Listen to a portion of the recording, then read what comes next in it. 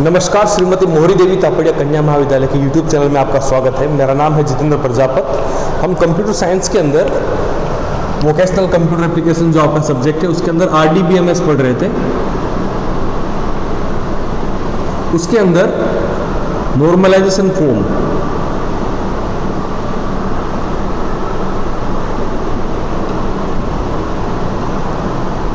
Normalization form चल रहा था और इन नॉर्मलाइजेशन फॉर्म के अंदर हमने पहले से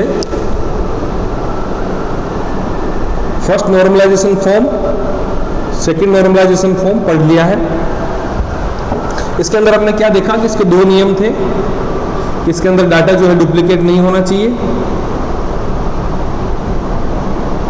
और सबकी जो टेबल है वो अलग अलग टेबल।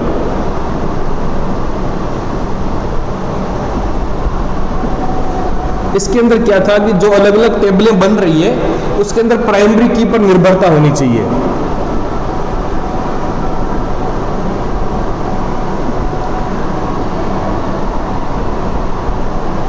डिपेंडेंसी होनी चाहिए इसकी। तो हमने देखा कि ये जो है RDBMS के नॉर्मलाइजेशन फॉर्म 1 और 2 का हो गया।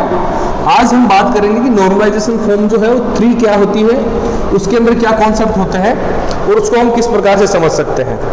तो इसके जो नॉर्मलाइजेशन की तीसरी अवस्था है 3NF, उसके जो नियम होंगे वो वैसे ही होंगे जो कि सबसे पहले तो सेकंड से आप उसको अडॉप्ट करेंगे, वो सारे नियम जो दूसरे के हैं। तो पहला नियम क्या है, नो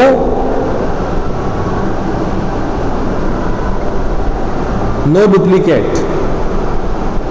फिर यहां पर सबकी अलग अलग टेबल, ये हो गया 1NF। अब इसके अंदर आएगा सेकंड नियम,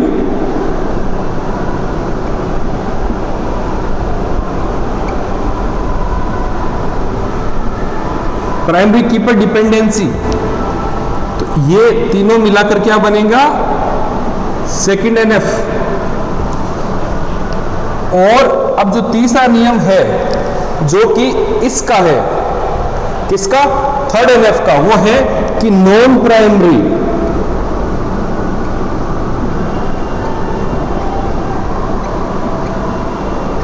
नॉन प्राइमरी की जो है उनको प्राइमरी की पर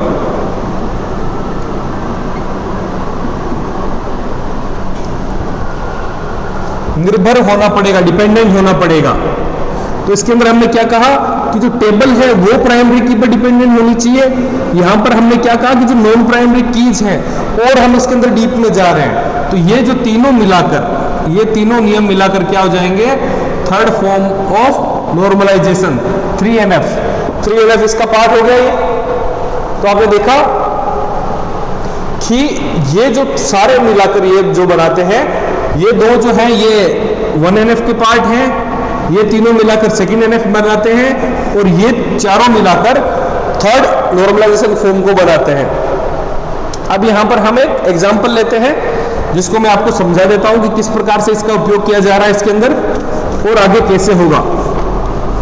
इसके साथ में आज हम एक बड़ा एग्जांपल लेंगे और उसको हम सॉर्ट आउट करेंगे तीनों तरीके से। सबसे पहले एक टेबल होगी और उसको हम फर्स्ट NF से पहले, फिर सेकंड NF से, फिर थर्ड NF से इसको हम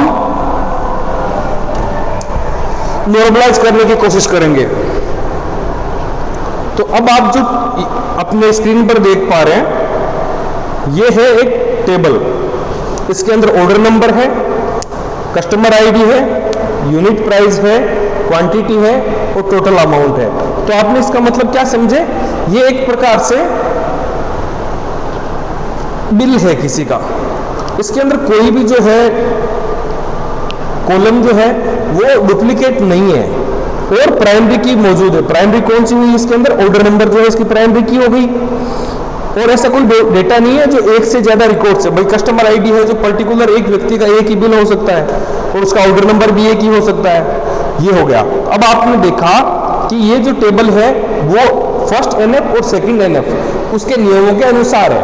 यहां पर आप देखोगे कि ये जो उसके अनुसार है। तो अब इसके अंदर क्या है कि थर्ड एनएफ का नियम सेकंड क्या कहता है कि नॉन प्राइमरी की वाली जो है कीज, नॉन प्राइमरी की वाले जो प्राइमरी की है उनको एक अलग जगह पर ले जाना है हमें। क्या ऐसी इसके अंदर कुछ है जो प्राइमरी की पर निर्भर नहीं हो? हाँ, ये जो यूनिट प्राइस है, यूनिट प्राइस जो है वो किसी भी प्राइमरी की पर डिपेंडेंसी है नहीं इसकी। क्यों? क्योंकि ये अलग यूनिट की प्राइस है, ये यूनिट का उसके अंदर अलग से वो बना के दे रहा है।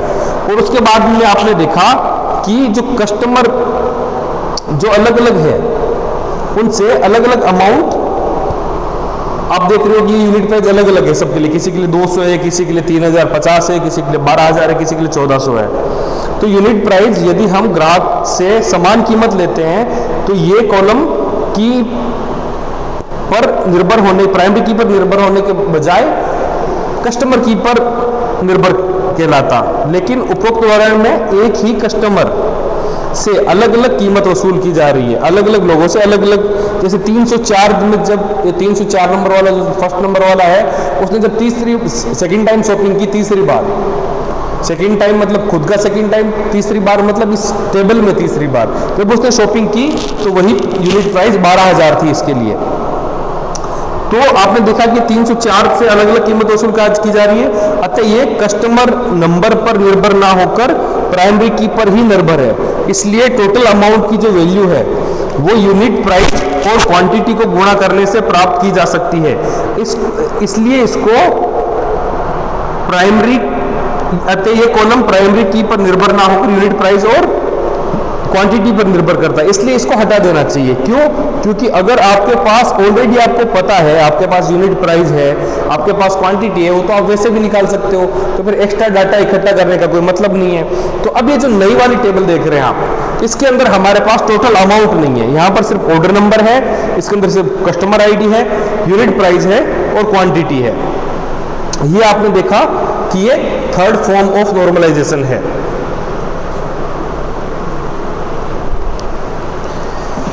थर्ड फॉर्म ऑफ नॉर्मलाइजेशन होने के बाद आपके एक दूसरा DCNF जो है वो एक नॉर्मलाइजेशन फॉर्म बाकी रहता है जिसको हम कल पढ़ेंगे। आज हम ये जो हमने तीन जो महत्वपूर्ण भाग पढ़े हैं, first NF, second NF, third NF, उसको हम समझते हैं।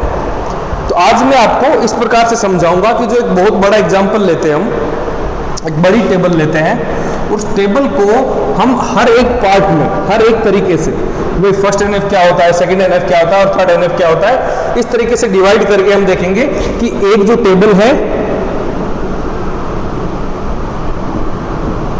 उसके ऊपर अपन सबसे पहले फर्स्ट NF परफॉर्म करेंगे तो कुछ टेबल्स बनेगी, फिर उसी के ऊपर हम सेकंड NF परफॉर्म करेंगे तो फिर कुछ टेबल्स बनेगी, फिर उसी टेबल पर हम थर्ड NF परफॉर्म करेंगे तो फिर कुछ टेबल बनेगी।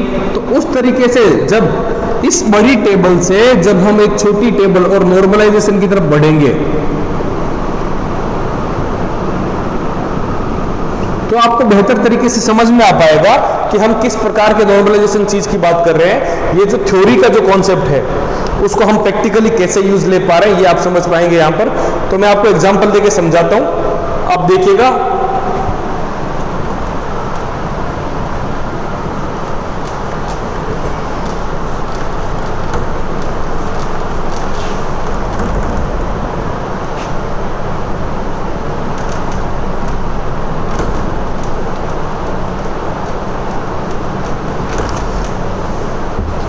तो चलिए हम सबसे पहले अब एक बड़े एग्जाम्पल की लेने की बात करते हैं। तो अब आपके स्क्रीन पर जो आप देख पा रहे हैं ये है नॉर्मलाइजेशन के बिना की टेबल।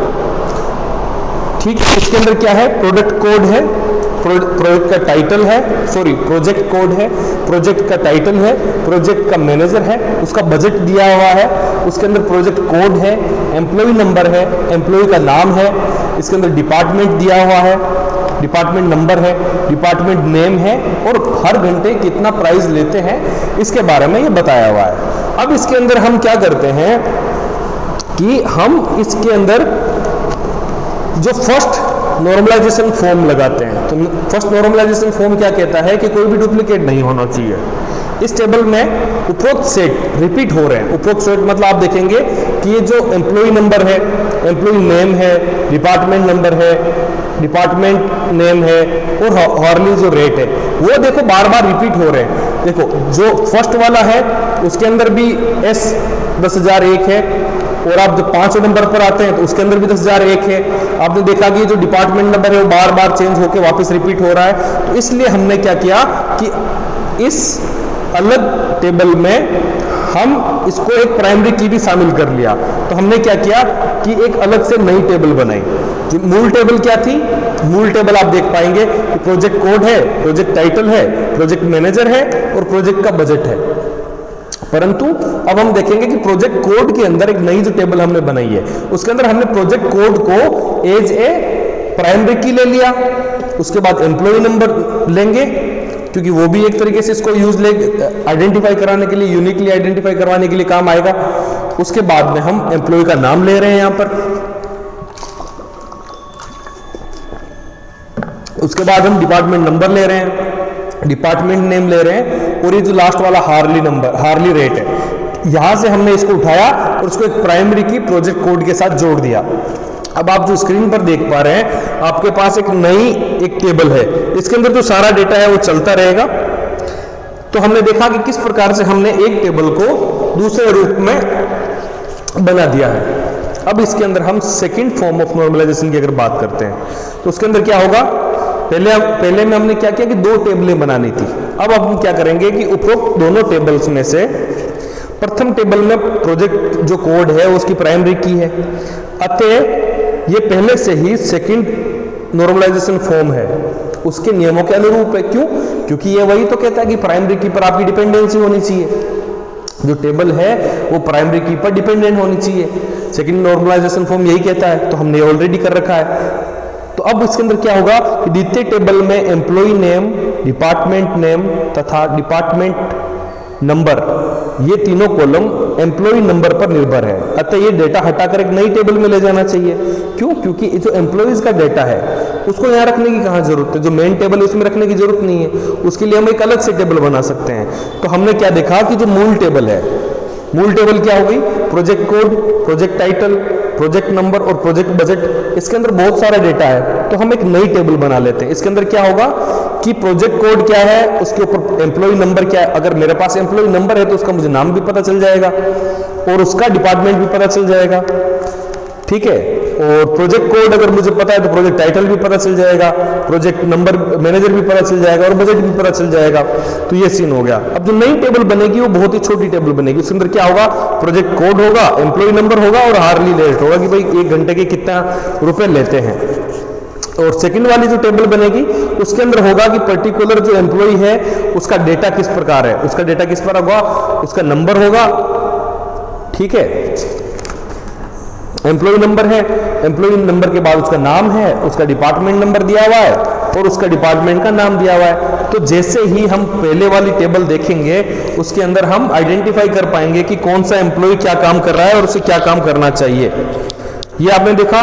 अब ये देखा कि जो ऊपर की दोनों जो टेबलें बनी है अपनी, एक वो जिसके अंदर हमने सिर्फ 3 फील्ड लिए हैं, जिसके अंदर क्या है, प्रोजेक्ट कोड, एम्प्लॉय नंबर और हार्ली रेट, और सेकंड वाली के अंदर जो एम्प्लॉय से रिलेटेड जो इंफॉर्मेशन है उसको हमने एक्सपांड करके रख दिया है। अब हम बात करते हैं कि भैया ये तो चलो ठीक है, और भी सिंपल हो गया, इसको आसानी से हम यूज ले सकते हैं, नॉर्मलाइज हो गई ये चीज।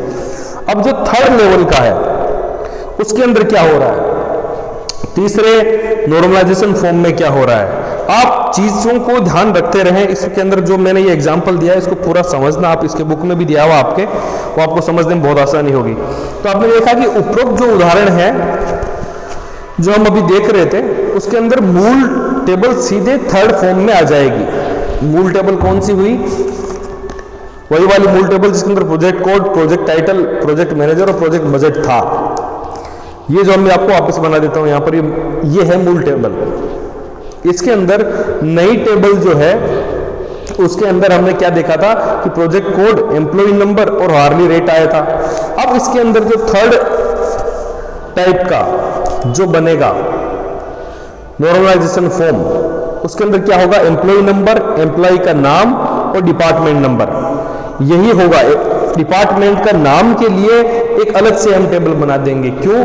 क्योंकि इसकी डिपेंडेंसी नहीं है इसके ऊपर, डिपेंडेंसी इसकी सिर्फ और सिर्फ इस डिपार्टमेंट नंबर वाले पे। तो इसके अंदर क्या हुआ कि हर एक डाटा जो हमारे डाटाबेस में है उसकी डिपेंडेंसी किसी न किसी प्राइमरी की पर होना चाहिए। तो आपने देखा कि हमने 4 टेबल बना के इस पूरे डेटाबेस को बहुत ही आसानी से समझा दिया। आप देख पा रहे हैं कि स्क्रीन पर आपके पास चारों टेबल्स हैं और इन 4 टेबल की सहायता से आप बिल्कुल पता लगा सकते हैं और बहुत आसानी से पता लगा सकते हैं। इसी तुलना में अगर मैं आपके सामने ये देखिए, ये पहली टेबल अपने पास थी, कितनी कॉम्प्लिकेटेड टेबल थी, इसके अंदर सारा डेटा याद रखना और ये सब करना बहुत ही मुश्किल हो जाता। परंतु अब आप देखो, हाँ ये जो है इसके अंदर हमने 4 टेबलें जो बनाई, उसके अंदर हम आसानी से पता लग सकते हैं कि अगर किसी का डिपार्टमेंट नंबर आपको पता है तो आपको ये पता चल जाएगा कि इसका एम्प्लॉय कौन है। जैसे मुझे एम्प्लॉय कोड पता है तो मैं ये लगा लूंगा कि अच्छा वो डिपार्टमेंट नंबर L004 में काम करते हैं। मैं इस टेबल में आऊंगा, L004 का मतलब IT में काम करते हैं। तो बहुत ही छोटी छोटी टेबलें बन गई जिनको समझना बहुत आसान हो गया, नॉर्मलाइज हो गया अपना डेटा। ये आपने देखा कि आज हमने पढ़ा नॉर्मलाइजेशन फॉर्म्स। नॉर्मलाइजेशन फॉर्म कौन कौन सी पढ़ी अपन ने? First NF, second NF and third NF। इसके बाद में आपके सिलेबस में भाई ऐसे तो बहुत सारी होती है, 4th भी होती है normalization form, 5th normalization form भी होती है, परंतु आपके सिलेबस के अंदर सिर्फ और सिर्फ BCNF, Boyce Codd normalization form, BCNF, ये एक नॉर्मलाइजेशन फॉर्म दी हुई है। इसको हम एडवांस नॉर्मलाइजेशन फॉर्म भी कहते हैं, जिसकी चर्चा हम कल करेंगे। आज के इस एग्जाम्पल के अंदर और थर्ड नॉर्मलाइजेशन फॉर्म में कोई भी आपको इश्यू आया हो, कोई भी प्रॉब्लम आई हो तो आप मुझे जरूर बताइएगा। वीडियोस देखते रहें, घर पे बैठ के पढ़ाई करते रहें। हमारा वीडियो देखने के लिए धन्यवाद। अपने दोस्तों के साथ इसे शेयर जरूर कीजिएगा। Take care.